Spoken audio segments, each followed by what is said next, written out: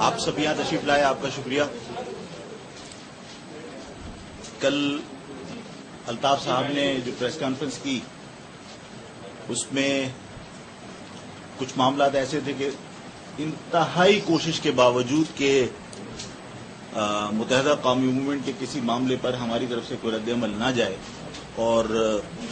کوئی کشیدگی پیدا نہ ہو، کل کی جو صورتحال تھی اس کے بعد ظاہر ہمارے لیے مجبوری بن گئی کہ ہم کچھ چیزوں کی وضاحت کریں۔ ایک تو الطاف صاحب نے مہاجر قوم کے حوالے سے جس طرح کا تاثر دیا اور ملکی سلامتی کے اداروں سے جو انہوں نے سوال کیا کہ مہاجر عوام پاکستان کے اندر قابل قبول ہیں یا نہیں ہیں وغیرہ وغیرہ، خدا نخواستہ مہاجر عوام پاکستان کے اندر رہنا نہیں چاہتے یا پاکستان کے اندر وہ خوش نہیں ہیں اور وہ کوئی خدا نخواستہ مستقبل میں علیحدگی کا منصوبہ رکھتے ہیں، اس لیے کہ یہ سوال کرنا انتہائی اقدام کے قریب ہے کہ قومی سلامتی کے اداروں سے یہ پوچھا جائے کہ مہاجر عوام پاکستان میں قابل قبول ہیں یا نہیں۔ اگر پاکستان میں قابل قبول نہیں ہے تو دوسرا آپشن کیا ہے؟ اس کا مقصد ہے علیحدگی۔ تو میں یہ وضاحت کرنا چاہتا ہوں کہ الطاف صاحب کی جو صحت ہے اور جو ان کے شب و روز ہیں اس میں ان کا جو بھی ذاتی موقف ہے اس کو پاکستان کے عوام، قومی سلامتی کے ادارے اور سیاسی جماعتیں اور سیاسی قیادتیں وہ اس موقف کو الطاف صاحب کا ذاتی موقف ہی سمجھیں، اس کو مہاجر عوام کی آواز یا مہاجر عوام کے جذبات تصور نہ کیا جائے۔ اس لیے کہ جو گزشتہ الیکشنز ہیں ان کے نتائج آپ کے سامنے ہیں کہ بھرپور طاقت کا استعمال کیا گیا، تمام پولنگ اسٹیشنز کو ہاسٹیج کیا گیا، اس کے باوجود جو الیکشن کے نتائج ہیں تو آپ یہ قطعاً نہیں کہہ سکتے کہ مہاجر عوام کا بھرپور مینڈیٹ الطاف کو ملا۔ ابھی جو گزشتہ دنوں صورتحال پیدا ہوئی اس پر احتجاجاً جو دھرنوں کا پروگرام اناؤنس کیا گیا اس میں عوام کی جو پارٹیسپیشن تھی وہ اس بات کی دلیل ہے کہ الطاف کے غیر دانشمندانہ اور جذباتی فیصلوں سے مہاجر عوام نے لا تعلقی کا اظہار کیا۔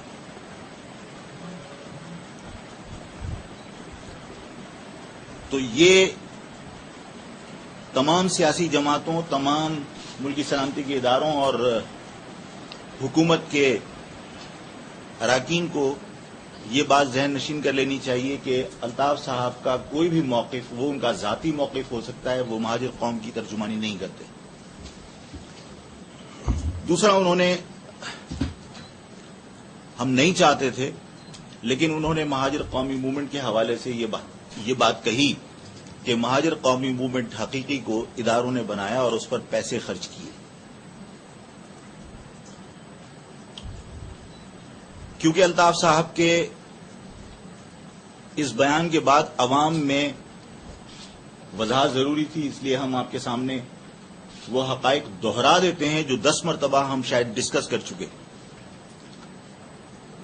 کہ مہاجر قومی موومنٹ یہ وہ جماعت ہے جو یونیورسٹی میں، کراچی یونیورسٹی میں جب لسانی بنیاد پر تفریق کی جاتی تھی داخلوں میں، اس وقت پہلے عظیم احمد طارق کی سربراہی میں ایکشن کمیٹی بنائی گئی اور وہ ایکشن کمیٹی بعد میں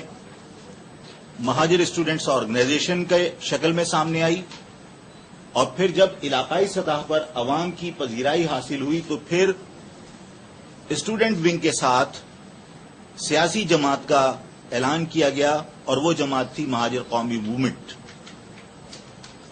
الطاف صاحب نے متحدہ قومی موومنٹ بنائی. ہم نے مہاجر قومی موومنٹ کو زندہ رکھنے اور اس تحریک کو زندہ رکھنے کی جدوجہد کی جس تحریک کے لیے ہزاروں لوگوں نے اپنی جانیں قربان کی تھی. تو یہ مہاجر قومی موومنٹ کوئی 1992 میں نہیں بنی، بلکہ یہ وہ جماعت ہے جسے اسٹوڈنٹ ونگ کے بعد مہاجر عوام کی حمایت سے بنایا گیا تھا. جو حقیقی کا لفظ استعمال کیا گیا تھا وہ صرف ایک تفریق ظاہر کرنے کے لیے اس لفظ کا استعمال کیا گیا تھا. اور جب الطاف حسین صاحب نے پرچم پر سے جب مہاجر لفظ کو کھرچ کر متحدہ قومی موومنٹ کا اناؤنسمنٹ کیا تو پھر اس کے بعد ہم نے حقیقی کا لفظ ختم کر کے اصل مہاجر قومی موومنٹ کی احیاء یا اس کی بحالی کا اعلان کیا، اور وہ غالباً 12 اکتوبر کا دن تھا. تو اس تاثر کو عوام میں ہم وضاحت کے ساتھ کلیئر کرنا چاہتے ہیں کہ مہاجر قومی موومنٹ کسی ادارے نے نہیں بنائی، بلکہ یہ ایک مسلسل جدوجہد کے بعد مہاجر عوام کی حمایت اور ان کی مدد سے اسٹوڈنٹ ونگ کے بعد علاقائی سطح پر اپنی قوم کی بھلائی کے لیے کام کرنے کے لیے یہ تنظیم ہم نے بنائی تھی. میں قسمیں کھانا نہیں چاہتا، اس لیے کہ ہر سیاسی شخص آ کے قسمیں کھاتا ہے اور ایک عجیب سا ماحول بن چکا ہے. لیکن آپ اور جب آپ کے توسط سے کوئی بات عوام تک پہنچے گی تو عوام جانتے ہیں کہ آفاق احمد نے جب بھی جو بات کہی ہے اس بات کے اوپر قائم رہے ہیں، اور آفاق احمد نے کبھی گھما پھرا کر بات نہیں کی. میں آج سب کے سامنے اس بات کی وضاحت کرنا چاہتا ہوں کہ مہاجر قومی موومنٹ اور آفاق احمد نے کبھی کسی ادارے سے ایک سنگل پائی کبھی زندگی میں وصول نہیں کی. جس وقت 1992 کے بعد ہم علیحدہ سیاست کر رہے تھے اور مالی طور پر ہم مشکلات میں تھے، تو واحد ایک کام جس کو میں غلط کہتا بھی ہوں لیکن اس کو میں نے جائز سمجھ کر کیا اور جس کا میں نے کبھی انکار نہیں کیا، وہ یونس حبیب سے 50 لاکھ روپے لینے کا کام تھا.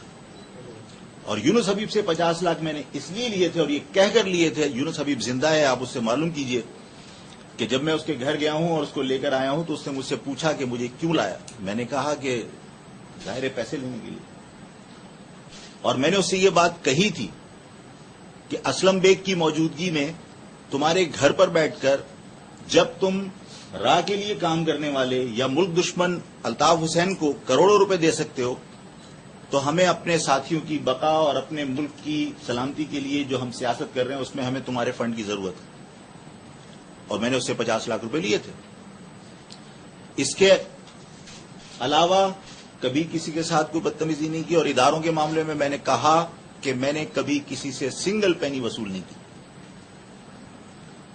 اور کوئی بھی شخص، کوئی بھی ادارہ، کوئی بھی سیاسی آدمی اگر یہ بات مجھے آ کے کہہ دے کہ آفاق صاحب یہ آدمی ہے جس سے آپ نے ادارے سے کے بندے سے پیسے لیے، تو میں مجرم اور جو سزا تجویز وہ کرے یا عوام کرے میں اس کو خندہ پیشانی سے قبول کروں گا، اس لیے کہ میں نے کبھی نہیں لی. جہاں تک تعلق اس بات کا ہے کہ مہاجر قومی موومنٹ حقیقی بنی کیسے، تو مہاجر قومی موومنٹ کا ظاہر ہے کہ جس وقت الطاف صاحب سے اختلاف ہوئے تھے اور اس کے بعد جس طرح لوگوں کے قتل کیے گئے تھے، تو اپنے ساتھیوں کی بقا کے لیے مجھے جدوجہد کرنا میری مجبوری تھی اور میں نے کی. اس لیے کہ میں ان لوگوں کی طرح نہیں ہوں کہ جو اپنے لوگوں کو، اپنے ساتھیوں کو، اپنے کارکنان کو اپنے ذاتی مقاصد کے لیے استعمال کرنے کے بعد کبھی پریشانی آتی ہے تو اپنے آپ کو بچانے کے لیے لا تعلقی کا اعلان کر دیتے ہیں. جنہوں نے اس تحریک کے لیے کام کیا، ان کی بقا کے لیے، ان کی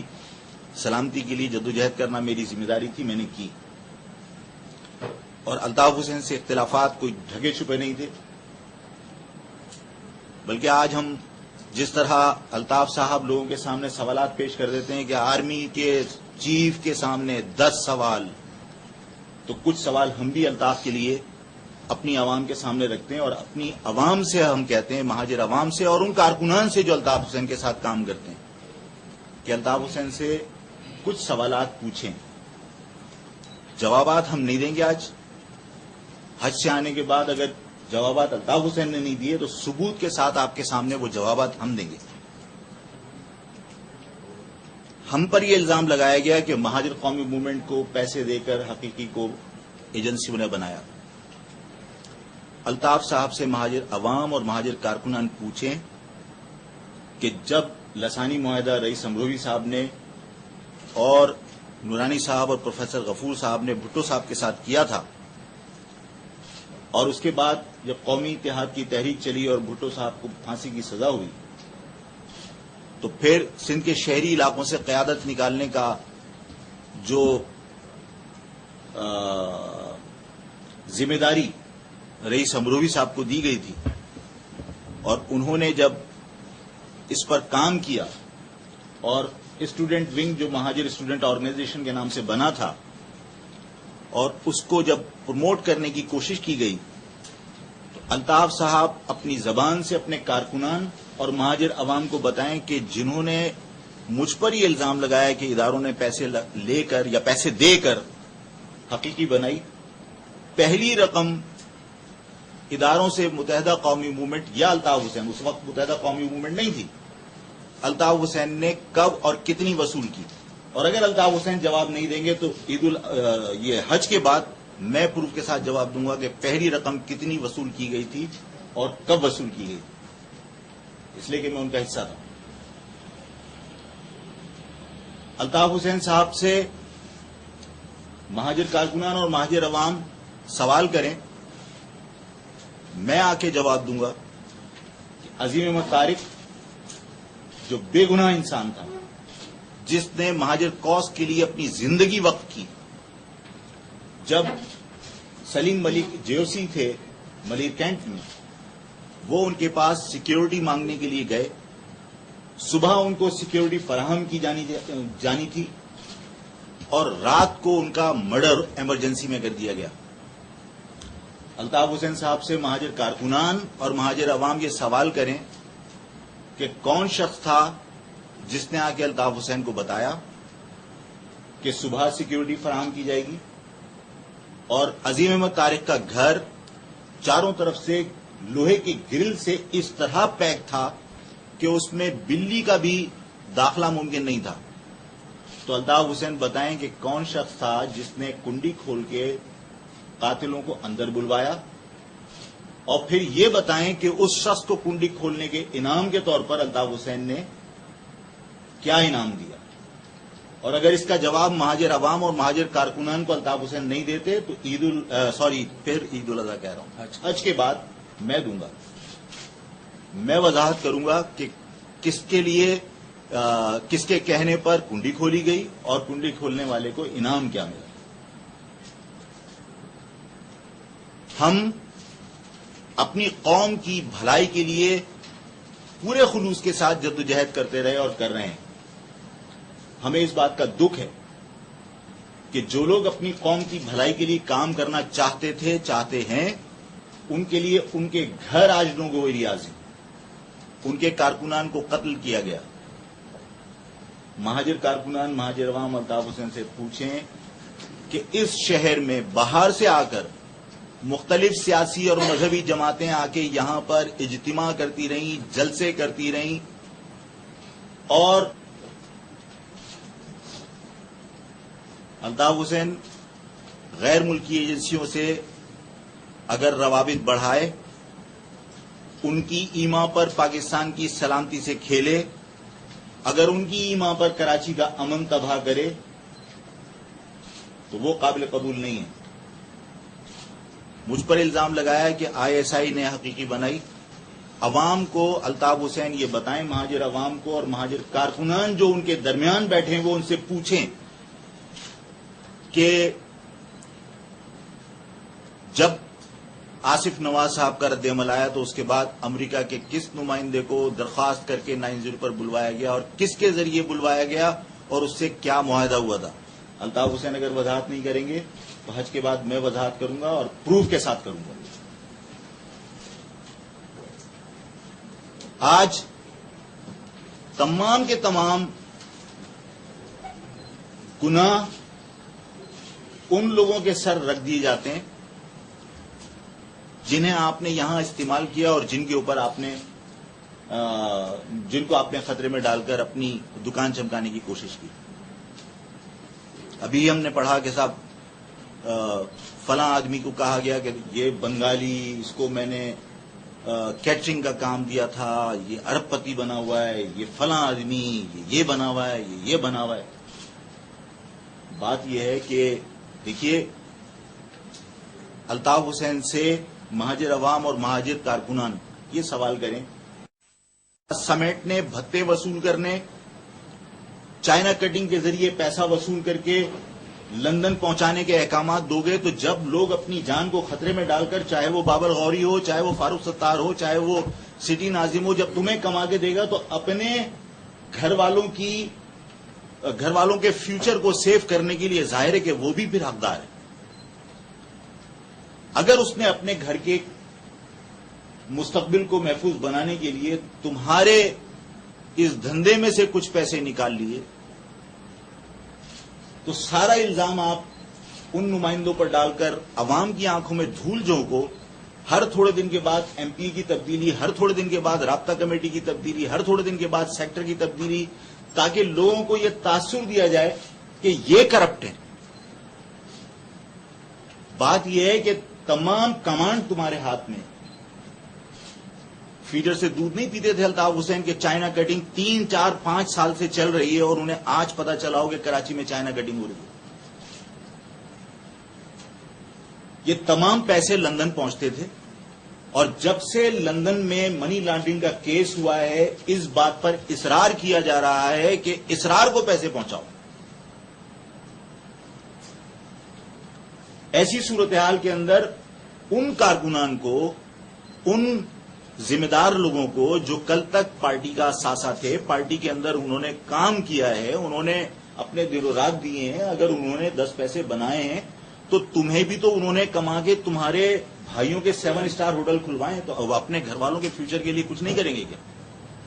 میں اس چیز کو، اس ناجائز کام کو بھی جائز اس لیے تصور کرتا ہوں کہ جب قیادت قربانی دینے کے لیے تیار نہ ہو تو پھر وہ اپنے کارکنان سے قربانی مانگنے کا اس کے پاس جواز نہیں ہے. اگر قیادت اپنی جان کو قیمتی سمجھتی ہے اور وہ لندن سے پاکستان آنے کو تیار نہیں ہے اور وہ لوگ جو پاکستان کے اندر کام کر رہے ہیں تو ان کا حق ہے کہ وہ اپنے مستقبل کو محفوظ بنانے کے لیے اپنی فیملی کو اگر بیرون ملک بھیجتے ہیں اور اگر وہاں وہ پیسہ کما کے یہاں سے بھیجتے ہیں تو میں ایسی قیادت کے موجودگی میں جو اپنے خاندان کے ایک ایک فرد کو امریکہ اور برطانیہ کے اندر سیٹل کر کے ان کے 7 اسٹار ہوٹل کھلوا دے اور اگر ان کے کیسینو چل رہے ہوں تو ظاہر کارکنان کا حق ہے کہ وہ اپنی فیملی کو بیرون ملک بھیج کر ان کا مستقبل محفوظ کرے. اس لیے کہ اس جہاں کراچی میں جنگل کا قانون ہے وہاں وہ اپنی فیملی کو خطرے میں ڈال کے صرف الطاف حسین کو کیوں نوازے؟ اگر الطاف حسین کی قیادت یہاں موجود ہوتی، اس کے خاندان کے لوگ یہاں موجود ہوتے اور پھر یہ لوگ اگر پیسہ بنا کر اور اپنے خاندان کو نوازنے کی کوشش کرتے تو پھر ہم اس کے اوپر کہہ سکتے تھے کہ بابر غوری نے غلط کیا، فاروق ستار نے غلط کیا. ابھی کیونکہ لیڈرشپ غلط ہے اس لیے آپ نیچے کارکنان کو تنہا مورد الزام ٹھہرا کر ان کے اوپر تمام گناہوں کا بوجھ نہیں ڈال سکتے. قیادت پاکستان آ جائے، اپنے خاندان کے لوگوں کے اثاثے سمیت پاکستان آ جائے اور اپنے خاندان کے لوگوں کو لا کے اسی خطرے کے اندر کام کرے، سیاست کرے جس میں بابر غوری کرتا ہے، جس میں حیدر عباس رضوی کرتا ہے یا جس میں سٹی ناظم نے کیا.